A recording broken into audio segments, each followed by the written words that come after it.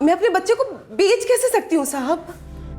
नहीं रुक्मिनी, हम तुम्हारा बच्चा खरीद नहीं रहे हैं, हम बस तुम्हारे बाकी दो बच्चों की परवरिश के लिए एक छोटी सी गिफ्ट दे रहे हैं, मतलब मदद कर रहे हैं तुम्हारी। देखो रुक्मणी, जगन्नाथ ने तुम्हें दो दो सुंदर और स्वस्थ बच्चे दिए हैं। तुमने तो देखा है हमने क्या क्या नहीं किया बच्चे के सुख के लिए, लेकिन अब डॉक्टर्स ने भी जवाब दे दिया है, मेरी कोख में बच्चा ठहर ही नहीं सकता।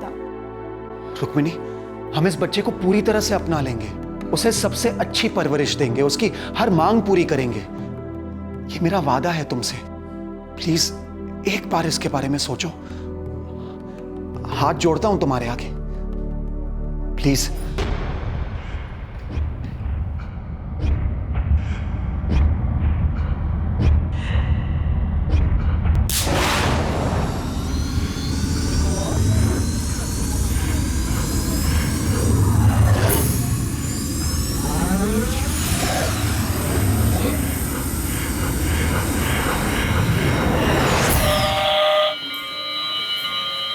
अजी, डिनर तो कब का रेडी है, लेकिन ये इंजन ड्राइवर राहुल साहब ट्रेन रोकने को ही तैयार नहीं है। आपने खा लिया? बस चल रहा है। क्या बनाया है? वही यूजुअल नूडल्स। कितनी बार कहा है आपसे, अगर खुद बनाने का मन नहीं करता तो कोई टिफिन सर्विस कर लो या बावर्ची तो रख लो। ये रोज रोज का नूडल्स वगैरह ठीक नहीं है। ये रोज रोज का अकेलापन उससे भी ज्यादा ठीक नहीं है निशा। विनय, हम फिर उसी बात पर अटक रहे हैं। आप जानते तो हैं मुझे पटना रास नहीं आता, आप रांची ट्रांसफर ले लो ना। बैंक जॉब से ट्रांसफर मिलना नूडल्स थोड़ी ना है कि 2 मिनट में हो जाए। तुम जानती हो हमें हमारी मर्जी से ट्रांसफर नहीं मिलता। आप भी तो जानते हैं अब पहले जैसा तो है नहीं कि हम दोनों ही थे, 2 बैग्स बांधी और हर पोस्टिंग्स पर साथ साथ जाते। सुनो, कल पार्क में बैठा था, बच्चों को खेलते देख रहा था, नए टाइप का टॉय हेलीकॉप्टर आया है, रिमोट वाला। अपना राहुल देखेगा तो बिल्कुल क्रेजी हो जाएगा, उसके लिए खरीद देना। ओके? हर महीने कोई ना कोई कीमती खिलौना खरीद के रख देते हो आप, बिगाड़ के रख दोगे इससे, मैं कह देती हूँ। नहीं बाबा, ये बस मेरी खुशी के लिए, ले देना। ओके? अच्छी बात है।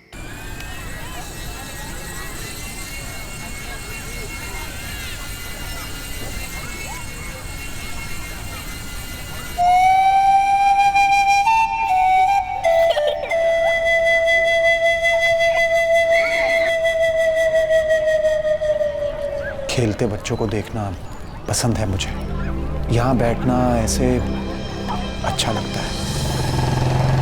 लाइफ में सब कुछ है, बस इस एक सुख के लिए तरसता हूँ।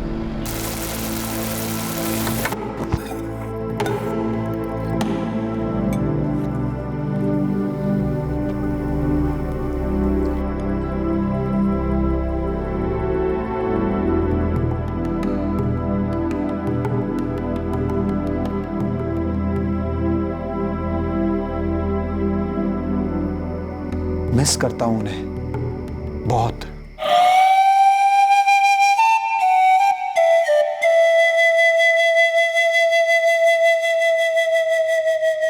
बीवी बच्चा होने की खुशी, उनसे दूर होने का दर्द, दोनों जज्बात मेरे अंदर उधम मचाते हैं। एक डर सा मंडराता है कि हमेशा के लिए दूर हो जाएंगे मुझसे, शायद दूर हो चुके हैं मुझसे।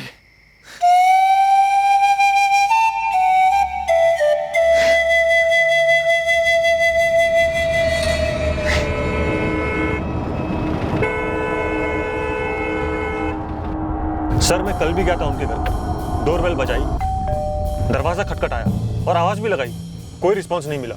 और पड़ोसी? सभी से पूछा, किसी को नहीं पता निशा भाभी और राहुल कहाँ हैं। नहीं जी, मुझे तो कुछ कहा नहीं निशा ने कि कहीं बाहर जा रही हैं। कल सुबह तक तो मैंने दोनों को देखा था। मैं 15 मिनट से कोशिश कर रहा हूँ, कोई रिस्पॉन्स ही नहीं है अंदर से। फोन किया आपने? फोन तो कल से स्विच ऑफ है, तभी तो उनके पति विनय ने मुझे यहाँ भेजा पता करने के लिए। अभिषेक, निशा का फोन पिछले 2 दिनों से स्विच ऑफ आ रहा है, परसों से ट्राई कर रहा हूं मैं। विनय, मैं अभी भी तुम्हारे घर के बाहर ही खड़ा हूँ, अंदर से कोई रिस्पॉन्स ही नहीं है। भाभी कहीं अपने मायके या फिर तुम्हारे पेरेंट्स के घर तो नहीं गई? नहीं, वो दोनों जगह नहीं गई है, मैंने चेक किया है। और अगर जाती भी तो मुझे इन्फॉर्म करके जाती ना, और अपना फोन क्यों बंद रखती वो? तो फिर पुलिस? और सीधे सीधे मैं आपके पास चला आया सर। और ये विनय पांडे कहाँ, पटना में रहते हैं? 1 साल से पटना में ही है, ब्रांच मैनेजर है। इसके पहले उनकी पोस्टिंग यही रांची में थी। निशा भाभी और राहुल यहीं रहते हैं और विनय अकेले पटना में रहते हैं।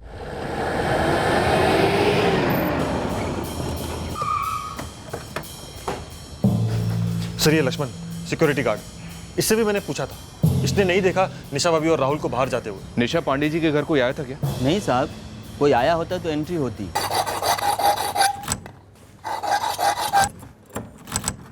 विनय, पुलिस ने भी बेल बजाई, कोई रिस्पांस नहीं है। अब पुलिस दरवाजा खुलवा रही है। अभिषेक, मैं अभी के अभी पटना से निकल रहा हूँ, मुझे बहुत डर लग रहा है।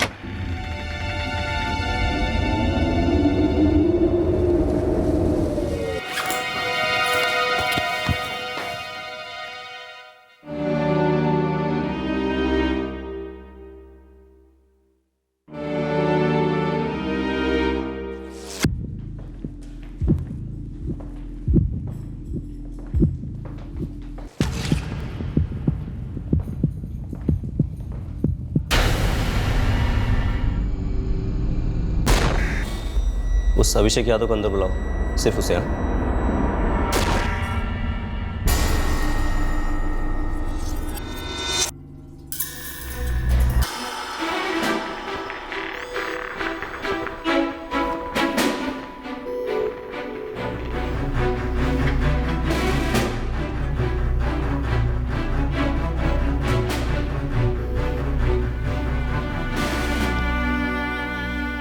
मुझे अंदर क्यों नहीं जाने दे रहे हैं ये लोग? विनय, निशा भाभी और राहुल की बॉडीज पोस्टमार्टम के लिए गई। पुलिस किसी को भी अंदर नहीं जाने दे रही। तुम्हें पुलिस स्टेशन चलना होगा। अभिषेक, तूने खुद ने देखा निशा और राहुल को? क्या सच में निशा और राहुल नहीं रहे?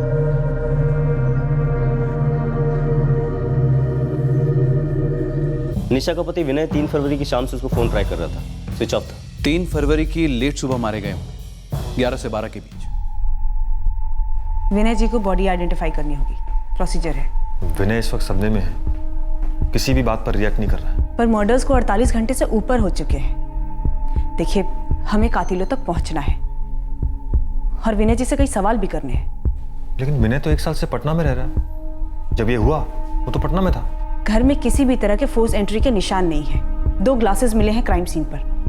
मतलब जाहिर है कि जो कोई भी था या थे वो जान पहचान के थे।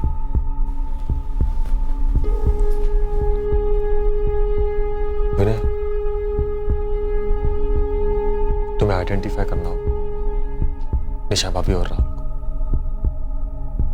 रूल है।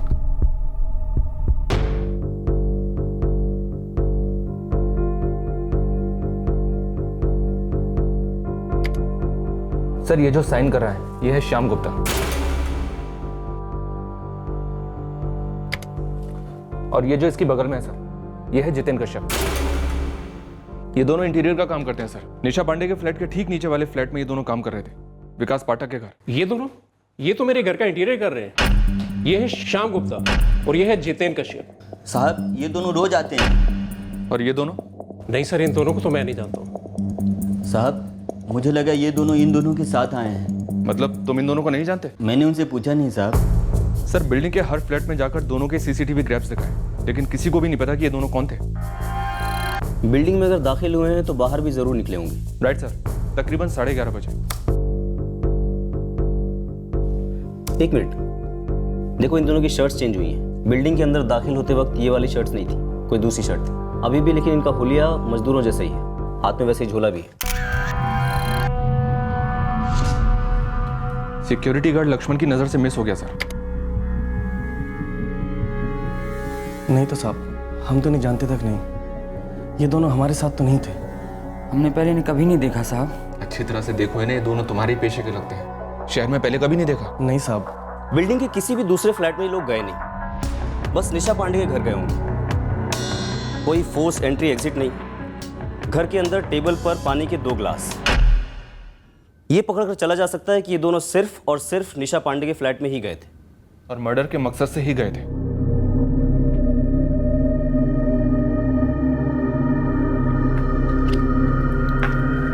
मुझे नहीं मालूम सर। आपकी बिल्डिंग में किसी को नहीं मालूम कि ये दोनों कौन है? उस दिन आपकी वाइफ का मोबाइल स्विच ऑफ होने से पहले उन्होंने ना तो किसी को कॉल किया और ना ही उन्हें किसी का कॉल आया। ऐसा लगता नहीं है कि उन्होंने किसी को बुलाया था। लेकिन आपके घर के अंदर टेबल पर पानी के 2 ग्लासेस मिले हैं, जिससे हम ये अनुमान लगा के चल रहे हैं कि आपकी पत्नी निशा शायद इन दोनों को जानती रही होंगी।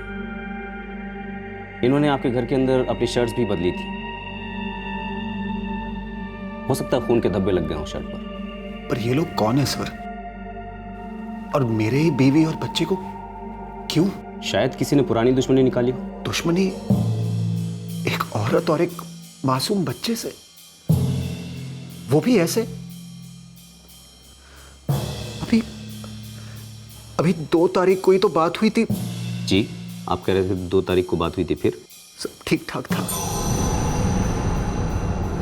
राहुल अपने नए टॉय हेलीकॉप्टर से खेल रहा था। मैंने निशा से कहा कि मेरी लीव सैंक्शन हो गई है, 14 से 18 घर आ रहा हूं मैं, घर। विनय पांडे को हमारे बैंक में पूरे 15 साल हुए हैं। पिछले साल को ही पटना सिटी के एक ब्रांच के मैनेजर बनाए। प्रमोशन और ट्रांसफर साथ में। निशा जी और राहुल साथ में यहीं रांची में रहे? विनय यहाँ रांची की पोस्टिंग पर 3 साल पहले आया था, तब राहुल छोटा था। निशा को रांची भाग गई तो उन्होंने बच्चे का स्कूल सब यहीं करने का सोच लिया। विनय आता था महीने में पटना से। और रांची से पहले? मैडम, हमारे बैंक में असिस्टेंट मैनेजर लेवल के बाद हर 2 साल में प्रमोशन और ट्रांसफर साथ साथ ही होते हैं। विनय काफ़ी तरक्की कर रहा है, उसके ट्रांसफर भी कई जगह हुए, बोकारो, धनबाद और भुवनेश्वर भी। 2011 से 2012 जब राहुल पैदा हुआ था। राहुल भुवनेश्वर में पैदा हुआ था? लेकिन निशा जी और विनय जी ये तो बोकारो के रहने वाले ना, तो निशा जी बोकारो अपने मायके क्यों नहीं गई डिलीवरी के लिए?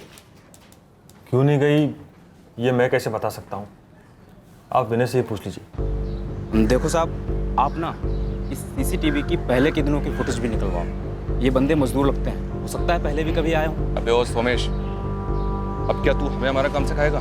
पिछले 3 महीने के सारी फुटेज चेक किए, उसमें नहीं थे ये दोनों। तो कोई नहीं साहब, मैं घुमाता हूँ ये फोटो अपने खबरों के मजदूरों में।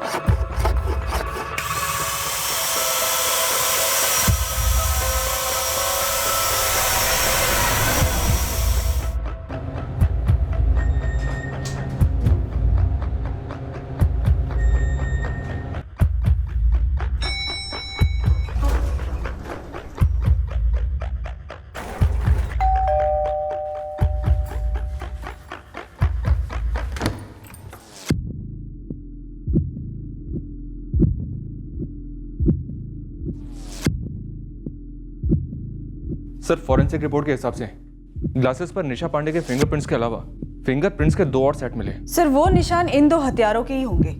लेकिन ये दोनों पांडे परिवार से किस तरह कनेक्टेड हैं, इस बारे में हमारे पास कोई जानकारी नहीं। एक बात तय है कि निशा पांडे इन दोनों को जानती ज़रूर थी। पत्नी और बच्चा रांची में रहते थे, पति पटना में।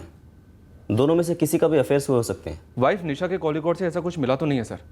बाकी विनय के बैंकर दोस्त अभिषेक के कॉल रिकॉर्ड्स मंगवाए मैंने। इस विनय पांडे के फ़ोन रिकॉर्ड्स खंगालो, इनसाइड जॉब की पॉसिबिलिटी भी हो सकती है। सर, एक बात खटक रही है। निशा और विनय की शादी 14 साल पहले हुई थी, पर उनका पहला बेटा राहुल 5 साल पहले पैदा हुआ था। हाँ, तो करियर वेरियर के चक्कर में फैमिली प्लानिंग लेट की होगी। माना आजकल ऐसा काफ़ी होता है, बट सर एक और बात खटक रही है कि निशा ने अपनी डिलीवरी भुवनेश्वर में करवाई अकेले। ना वो बोकारो अपने मायके गई और ना ही ससुराल। सर, ऐसा तो काफ़ी कम ही होता है। शालिनी, तुम्हें इस बच्चे में कोई एंगल नजर आ रहा है? सर, एंगल का तो नहीं पता, पर एक फीलिंग है, धुंधली सी। तो फिर इस धुन को हटाओ, टटोलो, पूरी जानकारी निकालो इस कपल की और इस बच्चे की। अम्मा, एक खुशखबरी है, मतलब सबसे बड़ी खुशखबरी। अम्मा, निशा प्रेग्नेंट है। भगवान के घर देर है अंधेर नहीं। ये तो वाकई सबसे बड़ी खुशी की बात है। तू बस आज के आज निशा को लेके बोकारो आ जा। अरे अम्मा, ऐसे कैसे? मैं कह देती हूँ, तेरी एक ना सुनूंगी मैं। यहाँ मैं और निशा की माँ दोनों मिलकर माँ और बच्चे का ऐसा ध्यान रखेंगे कि सब याद रखेंगे। नहीं नहीं निशा, ना अब हम तुम्हारी कोई बात सुनेंगे और ना ही जमाई बाबू की। तुम आ रही हो मतलब आ रही हो। लेकिन माँ, डॉक्टर ने सफर करने से मना किया है ना। ये तुमने सही नहीं किया निशा। 5 महीने बाद हमें बता रहे हो बेटा।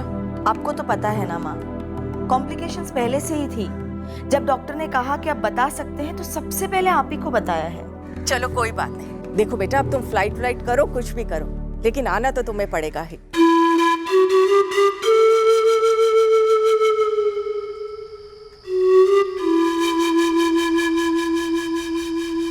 तो आप भुवनेश्वर गई गंगा जी?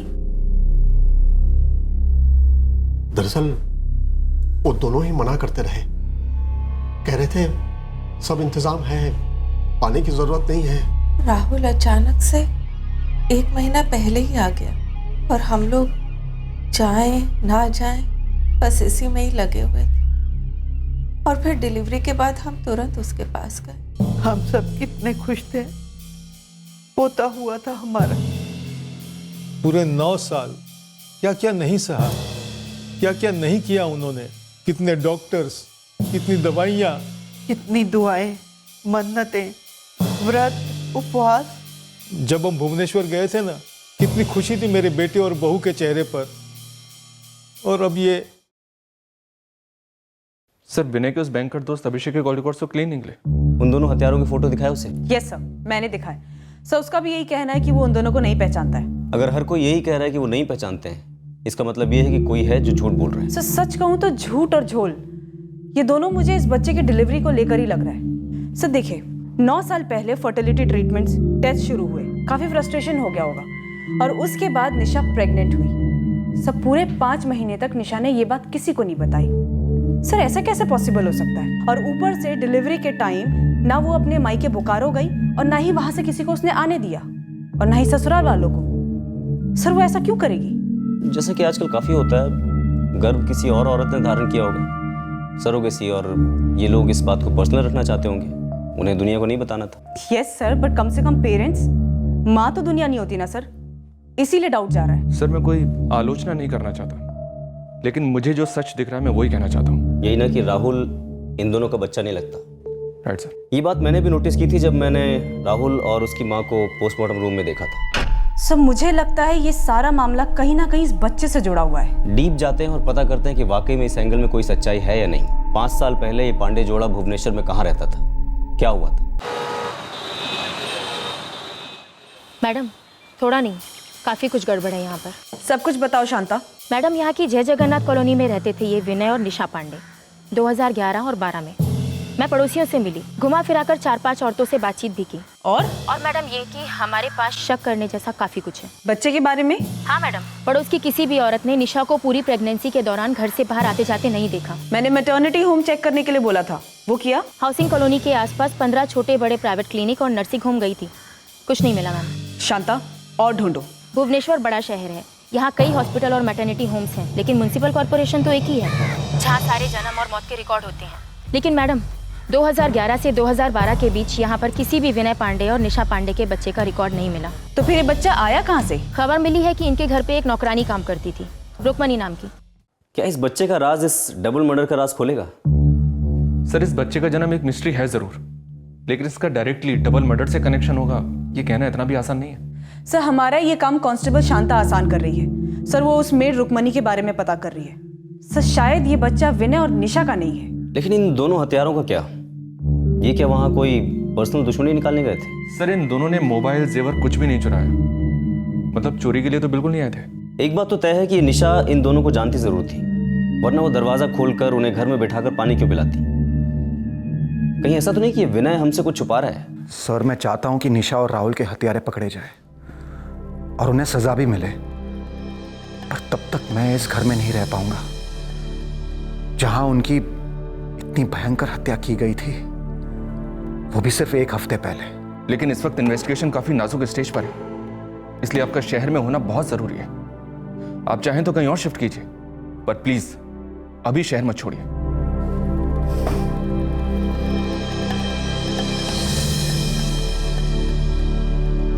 पुलिस कह रही है उन दोनों के लिए दरवाजा खोला गया, उनको पानी दिया गया, उन्होंने पिया और फिर मार डाला हमारी बहू को और राहुल को। पुलिस ने यह बात मुझसे भी कही है। कहीं ऐसा तो नहीं कि विनय हमसे कुछ छुपा रहा है? सर, मैं चाहता हूं कि आप मुझे माफ कर दें। सर, मैं चाहता हूं कि निशा और राहुल के हत्यारे पकड़े जाए और उन्हें सजा भी मिले, पर तब तक मैं इस घर में नहीं रह पाऊंगा जहां उनकी इतनी भयंकर हत्या की गई थी, वो भी सिर्फ 1 हफ्ते पहले। लेकिन इस वक्त इन्वेस्टिगेशन काफी नाजुक स्टेज पर है, इसलिए आपका शहर में होना बहुत जरूरी है। आप चाहें तो कहीं और शिफ्ट कीजिए, पर प्लीज अभी शहर मत छोड़िए। कई बार कही है। अब आप मुझे ये बात क्यों कह रही है माँ? पर निशा उन दोनों को कैसे जानती थी?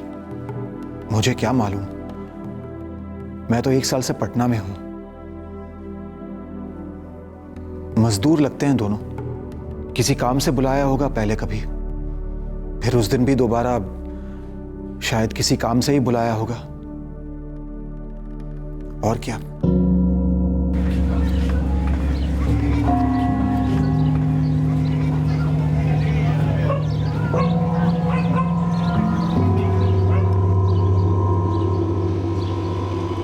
आ गई माँ। रुक्मणी, मैं कांस्टेबल शांता। जी मैडम। 5 साल पहले यहाँ विनय और निशा पांडे रहते थे। तुम काम करती थी ना उनके यहाँ? हाँ जी। 2 साल थे वो यहाँ। तुम पूरे 2 साल थी उनके साथ? जी। निशा पेट से थी और यहीं भुवनेश्वर में उसने अपने बच्चे को जन्म दिया? जी मैडम। राहुल नाम रखा था उस बच्चे का। बड़ा प्यारा बच्चा है। लेकिन बात क्या है? निशा पांडे और बच्चे राहुल दोनों का कत्ल हो गया है रांची।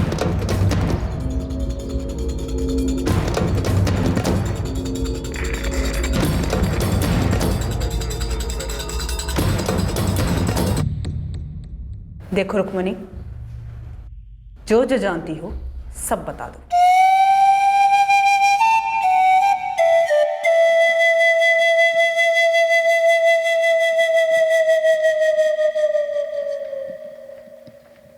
विनय जी, क्या आप राहुल के पिता हैं? ये कैसा बेहुदा सवाल है? सवाल सीधा है, ये केस बेहुदा है। दोबारा पूछ रहा हूं, क्या राहुल आपका और निशा जी का बेटा था? उन 2 सालों में भुवनेश्वर के किसी भी हॉस्पिटल में या म्युनिसिपैलिटी के रिकॉर्ड में सबूत नहीं है कि निशा और विनय का कोई बच्चा हुआ था। लेकिन एक लोकल डॉक्टर नीलोश्री जैना, अमूल्य चौक की डॉक्टर नीलोश्री जैना से हमें सबूत मिलते हैं कि उस दौरान तुम प्रेग्नेंट थी, रुक्मणी साहू। और तुम जो दावा करती आई हो कि उस प्रेगनेंसी का जो बच्चा था वो मर गया, उसका भी कोई सबूत नहीं है।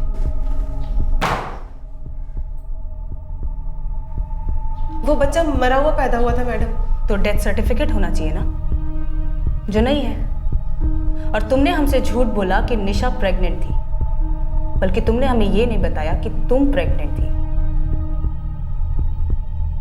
देखो रुक्मणी, हमें पूरा शक है कि निशा का राहुल दरअसल तुम्हारा बच्चा है।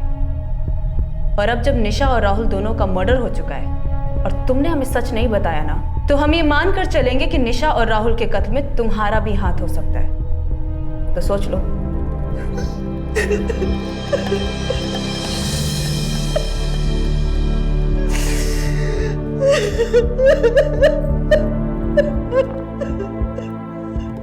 क्या ताल्लुक है इस बात का इन मर्डर से? विनय जी, हर चीज के साथ ताल्लुक होता है और इन्वेस्टिगेशन में हर ताल्लुक के बाल की खाल निकाली जाती है, तब जाके सच्चाई सामने आती है। फिलहाल मुझे सिर्फ ये सच जानना है कि मेरी बीवी और बच्चे को किसने मार डाला। और मुझे आपके झूठ के पीछे का सच जानना है। आपने क्यों नहीं बताया कि राहुल आपका और निशा जी का बायोलॉजिकल बच्चा नहीं है? ये क्या बात कर रहे हैं आप? विनय जी, बात को घुमाने या छुपाने से कोई फायदा नहीं है। हम लोगों ने राहुल की बायोलॉजिकल मदर को ट्रेस कर लिया है भुवनेश्वर में, रुक्मणी साहू। आप मुझे ये बताइए कि क्या आपने राहुल को रुक्मिणी से 3 लाख रुपए में खरीदा था? मैं अपने बच्चे को बेच कैसे सकती हूँ साहब? नहीं रुक्मिणी, हम तुम्हारा बच्चा खरीद नहीं रहे हैं, हम बस तुम्हारे बाकी 2 बच्चों की परवरिश के लिए एक छोटी सी गिफ्ट दे रहे हैं, मतलब मदद कर रहे हैं तुम्हारी। देखो रुक्मणी, जगन्नाथ ने तुम्हें 2 सुंदर और स्वस्थ बच्चे दिए हैं। तुमने तो देखा है हमने क्या क्या नहीं किया बच्चे के सुख के लिए। लेकिन अब डॉक्टर्स ने भी जवाब दे दिया है, मेरी कोख में बच्चा ठहर ही नहीं सकता। रुक्मिणी, हम इस बच्चे को पूरी तरह से अपना लेंगे, उसे सबसे अच्छी परवरिश देंगे, उसकी हर मांग पूरी करेंगे। ये मेरा वादा है तुमसे। प्लीज एक बार इसके बारे में सोचो। हाथ जोड़ता हूं तुम्हारे आगे, प्लीज। मेरा पति दिहाड़ी मजदूर है मैडम। जिस दिन काम मिला उस दिन 4 पैसे घर आते। मैं घर कामों से उस बच्चे को उतनी अच्छी परवरिश नहीं दे पाती जो वो लोग देने के लिए तैयार थे। और वो 3 लाख भी देने को तैयार थे। ना ना मैडम, मैंने पैसे के लिए नहीं बेचा था अपने बच्चे को। मैंने बस सोचा कि मेरे बाकी के 2 बच्चों को 2 मुट्ठी और चावल मिलेगा, बस। जगन्नाथ की कसम, मैंने पैसे के लिए नहीं बेचा था उसको। गोद लेने का प्रोसीजर लंबा होता है, ऊपर से हम किसी को किसी को बताना नहीं चाहते थे कि राहुल हमारा खून नहीं है, खुद राहुल को भी नहीं। ये राज सिर्फ निशा और मेरे बीच रहने वाला था। मैं पागलों की तरह तरसता था दोनों के लिए। हर पल यही सोचता था कि काश वो दोनों मेरे साथ पटना में होते। इतने सपने देखे थे मैंने उन दोनों के लिए, लेकिन आज वो दोनों मेरे लिए सपना बन गए। एक भयंकर सपना। क्या ये भयंकर सपना आप ही ने रचा था विनय पांडे? क्या कहा आपने? क्या निशा और राहुल का कत्ल आपने करवाया? आपकी हिम्मत कैसे हुई मुझसे ये बात पूछने की? मैनेजर साहब, हमारी हिम्मत को साइड में रखिए। आप सिर्फ सवालों के जवाब देने की हिम्मत जुटाइए। आप इतना घिनौना इल्जाम मुझ पे कैसे लगा सकते हैं? क्योंकि हरकत ही इतनी घिनौनी हुई है। नहीं, देखिए विनय जी, ये दोनों हत्यारे कोई अजनबी नहीं थे। शायद निशा जी इनको जानती थी। कैसे जानती थी? मुझे कैसे पता? मैं तो पटना में था ना। तो पटना से सुपारी दी होगी, भेज दिया होगा उन दोनों को निशा और राहुल का कत्ल करने के लिए। ये कोई रॉकेट साइंस तो नहीं है ना। हमें सिर्फ ये जानना है कि ये रॉकेट फायर क्यों हुआ। कौन सा ऐसा कारण था जिसकी वजह से आपने इतना बड़ा और भयंकर कदम उठाया और अपनी पत्नी के साथ साथ उस मासूम बच्चे को ही मार डाला, जो भले ही आपका खून ना हो, लेकिन एक 5 साल का मासूम बच्चा तो था। Shut up, just shut up, okay? दोबारा कभी ये बात मुझसे मत कहिएगा कि वो मेरा बच्चा नहीं था। अरे आपको हमारी एक प्राइवेट बात क्या पता चल गई कि राहुल को हमने गोद लिया था, तो अब आप ये कहेंगे कि राहुल मेरा बच्चा ही नहीं था? मारा क्यों विनय पांडे? नहीं मारा, अपनी जान से ज्यादा प्यार करता था मैं दोनों को। क्या सिर्फ पैदा करने से बच्चा अपना हो जाता है? बच्चे की परवरिश जरा भी मायने नहीं रखती है क्या? मारा क्यों? आप जैसे लोग ना, जिनके आसानी से बच्चे हो जाते हैं, हम जैसे लोगों का दर्द कभी नहीं समझेंगे। वो 9 साल टॉर्चर थे हमारे लिए, लेकिन सिर्फ हम दोनों का प्यार हमारी ताकत थी। निशा और मैंने हर दर्द एक साथ झेला, हरदम मौजूद थे एक दूसरे के लिए। उन सारी टेस्ट के दौरान, उन सारे मन्नतों के दौरान, मंदिर, दरगाह, हॉस्पिटल्स, लेबोरेटरीज के चक्कर काटे हमने एक दूसरे को कसकर पकड़कर।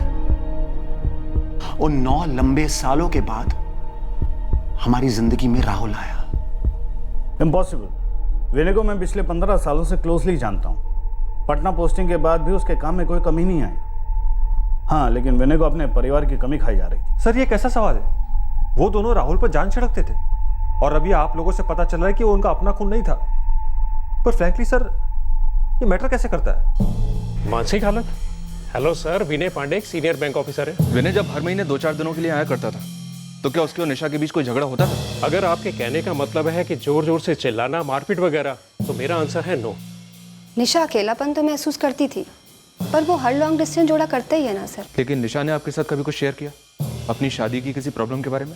कभी नहीं। दरअसल उनके बीच बहुत प्यार था, जो अक्सर बच्चा आ जाने के बाद जोड़ों के बीच कम हो जाता है। तो बच्चे को लेकर कोई खटास? बच्चे को लेकर खटास? सर क्या बात कर रहे हैं आप?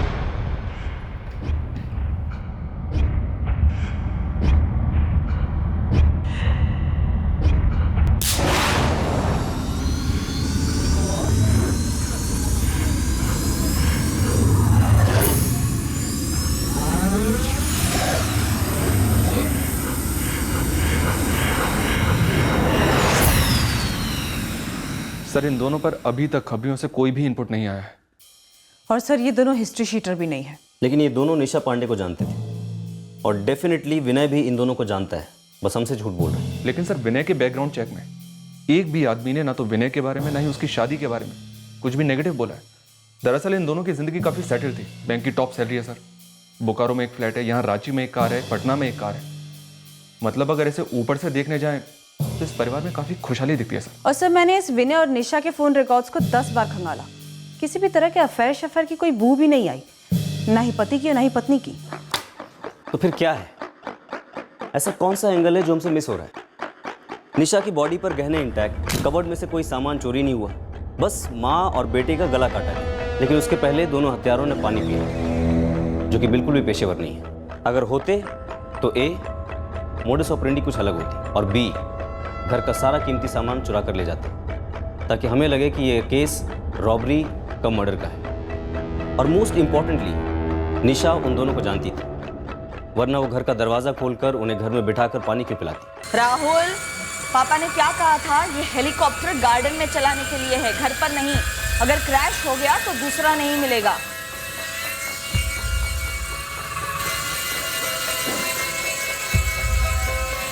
बेटा राहुल बंद करो ना, मम्मी बात नहीं कर पा रही है।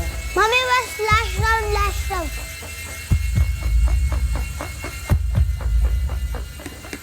निशा को कोई आइडिया नहीं होगा कि उस पर अटैक होने वाला है, और अब बच्चा तो खैर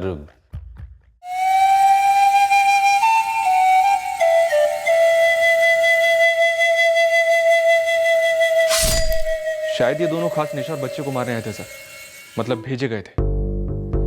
सर मैंने भुवनेश्वर में राहुल की बायोलॉजिकल मदर रुक्मणी और उसके हस्बैंड, इन दोनों का बैकग्राउंड चेक कराया। सर सीधे साधे लोग हैं, 2 वक्त का खाना भी बड़ी मुश्किल से मिलता है। तो सर खुद के पैदा किए बच्चे को मरवाने के लिए किसी पेशेवर हत्यारे को कैसे हायर करेंगे, और क्यों?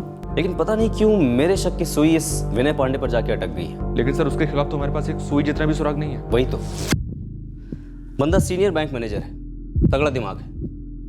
बहुत ही कैलकुलेटेड तरीके से इस विनय पांडे ने सारे सुराग और सबूत कवर अप किए हैं।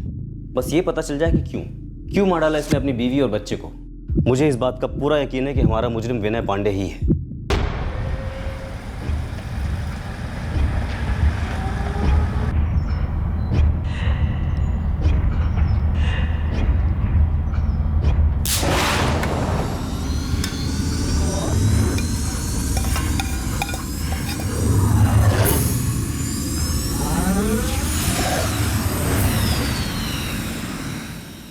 ये अकेलापन मुझे अकेला ही नहीं छोड़ता है निशा। दिन तो जैसे वैसे काम में कट जाता है, लेकिन शाम होते ही कुरेदने लगता है मुझे, और रातों को मेरा गला घोंटता है। कुछ भी खाना गले के नीचे उतरता ही नहीं है। जिंदा रहने के लिए नूडल्स बना लेता हूँ। जरा दूर का सोचो, यहाँ रांची में राहुल के लिए सब कुछ सही है, स्कूल, उसके दोस्त, हमारा मोहल्ला। लेकिन हमारा क्या? हमारा क्या विनय? हमने 9 साल हर 1 मिनट साथ गुजारा है। काश वो वक्त वापस आता जब तुम मेरे लिए भी वक्त निकालती थी। अब हम पेरेंट्स हो गए हैं, हमारे रोल्स चेंज हो गए हैं। ये पेरेंट्स होते ही एक कपल के बीच सब कुछ क्यों खत्म हो जाता है? आपसे किसने कह दिया कि हमारे बीच कुछ नहीं रहा? ये हमारा प्यार ही तो है जो हम राहुल में इन्वेस्ट कर रहे हैं। मुझे लगता है कि हमने गलत इन्वेस्टमेंट की है। क्या? लगता है इस बच्चे ने हम दोनों को दूर कर दिया है। राहुल ना होता तो तुम मेरे पास होती। विनय, राहुल नहीं आता अगर जिंदगी में, तो वो दुख और वो दर्द हमारे प्यार पर हावी हो जाता एक दिन। सच तो यह है कि तुम राहुल में इतना खो चुकी हो कि तुम्हें याद नहीं आता हम पहले एक साथ कितना वक्त बिताते थे। ऊपर से मैं इतना कमा रहा हूँ, इन्वेस्ट कर रहा हूँ, पर जिंदगी से 0 रिटर्न आ रहा है। नेगेटिव में जा रहा है सब कुछ। नेगेटिव आपकी सोच होती जा रही है। विनय, आप ये क्यों नहीं सोचते कि आप जो कमा रहे हैं, जो इन्वेस्ट कर रहे हैं, वो सब हमारे लिए ही है ना? खुद के लिए, मेरे लिए, राहुल के लिए है, जो हमारा है ही नहीं। हेलो विनय, आपको ऐसा नहीं कहना चाहिए था। क्यों?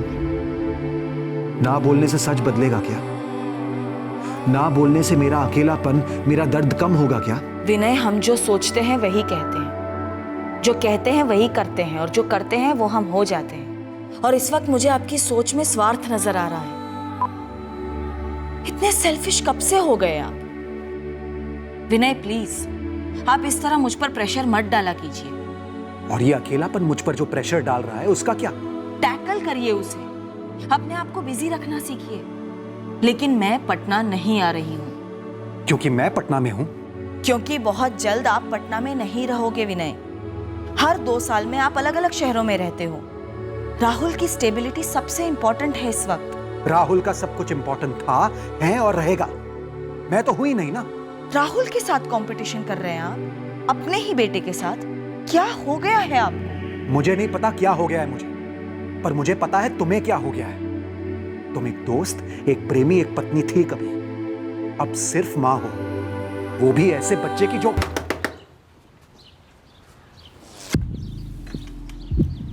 प्रणाम साहब। ये क्या बात कर रहे हैं साहब? खुद का बीवी और बच्चे को। सब ठीक तो है ना साहब? क्या ठीक है क्या नहीं ये जानना तुम्हारा काम नहीं है। 4 लाख दे रहा हूं, मेरा काम हो जाना चाहिए। कहाँ करना है साहब? कब करना है? रांची, एड्रेस दे रहा हूं, लेकिन तुम दोनों मुझे एक बार भी फोन नहीं करोगे, ना ही मैं तुम्हें फोन करूंगा। ये रहे आधे पैसे, बाकी काम हो जाने के बाद यहीं पे तैयार रखूंगा। जीवन, सुरेश, दोनों यहाँ पर अचानक? मैडम वो रांची आए थे किसी काम से, तो विनय बाबू से पता चला कि आप और बबुआ यहीं रहने आए हैं, तो हम सोचे आपसे मिल आते हैं। कोई फर्नीचर का काम वाम हो तो बता दीजिए। फर्नीचर का तो अभी कोई काम है नहीं, पर इतनी दूर से आए हो, चाय नाश्ता करके जाना। आ जाओ, आ जाओ, अंदर आ जाओ।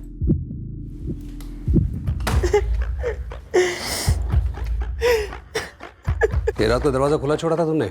हाँ साहब, गलती से कल बंद नहीं किए थे। लेकिन तुम भी तो अंदर सोए थे, तुम्हें कोई आवाज सुनाई नहीं दी? नहीं ना साहब, कुछ भी सुनाई नहीं दिया। सुबह उठे तो देख के जीजा पर सुरेश ऐसा मरा पड़ा हुआ है। सर, 4 डंडों में सब कुछ उगल दिया उस जीवन ने। उसने मर्डर किया अपने जीजा सुरेश का। चल बता, क्यों मारा अपने जीजा सुरेश को तूने? जीजा है तो क्या हुआ, कुछ भी करेगा। चीटिंग कर रहा था हमारे साथ, हमारा पैसा नहीं दे रहा था साहिब। कितने पैसों की लड़ाई थी? जो कीमत तूने उसकी जान लेके वसूली? बहुत सारा पैसा था। कितना? 1 क्या 1 लाख? तूने अपने जीजा को 1 लाख उधार दिया था? देखो जीवन, दिमाग ना चाटो, हम कह रहे हैं तुम्हारा हिस्सा मिलेगा। साहब ने पूरा पैसा दिया था तुम्हारे हाथ में, तुम हमको दिए हो 1, बाकी का हिस्सा चाहिए अभी का अभी। अभी को अभी लगा रखा है। हम बोले हैं ना कि हम 1 रखा हूँ, बाकी का 2 कहीं लगाया है। जब आएगा तो मिल जाएगा तुम्हारा 1। तो जहाँ लगाया हो वहाँ के ब्याज में से दोगे आधा हिस्सा? नहीं दोगे जीजा, तुम 4 क्लास पढ़े हो तो हम भी 2 क्लास पढ़े हैं, बुड़बक नहीं है हम। बतिया तो बुड़बक की तरह ही रहे हो। जब हम बोल रहे हैं मिल जाएगा पैसा, तो फिर काहे कुत्ते की तरह भौंक रहे हो? 3 हफ्ता हो गया है, अभी सिर्फ भौं कर रहे हैं, नहीं तो काट लेंगे। ये धमकी बमकी है ना किसी और को देना, भरोसा नहीं है हम पर। रत्ती भर भी नहीं है। तो फिर बैठो चुपचाप। हमको मालूम था वो हमारा पैसा नहीं देगा, चालाकी करेगा हमारे साथ। ऐसा गुस्सा आया कि रात में हथौड़ा उठाए और माथा पड़ती है बस। ऐसा कौन सा फर्नीचर बनाया तूने जो किसी साहब ने तेरे को 4 लाख मजदूरी दी? बोल बोल। पीयूष नगर थाना बोकारो से सब इंस्पेक्टर उदय ठाकुर बोल रहा हूँ सर। हाँ उदय बोलो। सर आपका एक डबल मर्डर केस है, निशा पांडे और उसका बेटा राहुल पांडे। हाँ वो डेड एंड पर है, अभी कोई लीड नहीं मिली हमें। तुम्हें कोई लीड मिली? सर आपको लीड नहीं, कातिल दे रहे हैं। कौन है? सर ये बोकारो के 2 मिस्त्री हैं, जीवन प्रसाद और उसका जीजा सुरेश झा। इन्हें 4 लाख की सुपारी दी थी निशा के हस्बैंड विनय पांडे ने। मतलब हमारा शक सही निकला।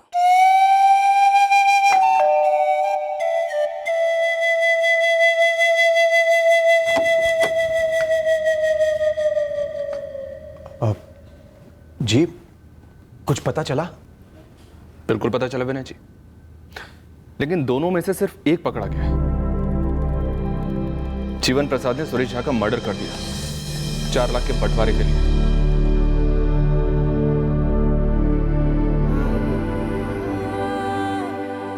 आपकी और निशा दीदी की दलीलें सुन के दिल मेरा पिघल गया था। कलेजे पे पत्थर रख के मैंने अपना बच्चा आपको दिया था। आपने क्या किया? आपकी सोने की थाली से बेहतर तो मेरे हाथ के 2 निवाले होते। बच्चा मेरा जिंदा तो होता।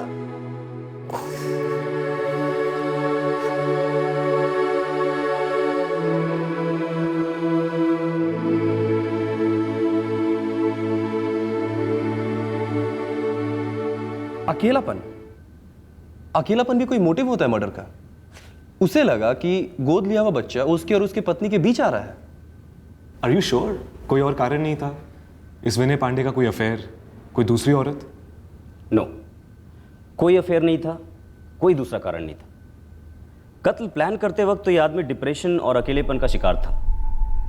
लेकिन पकड़े जाने के बाद उसे अपने किए पर पछतावा था।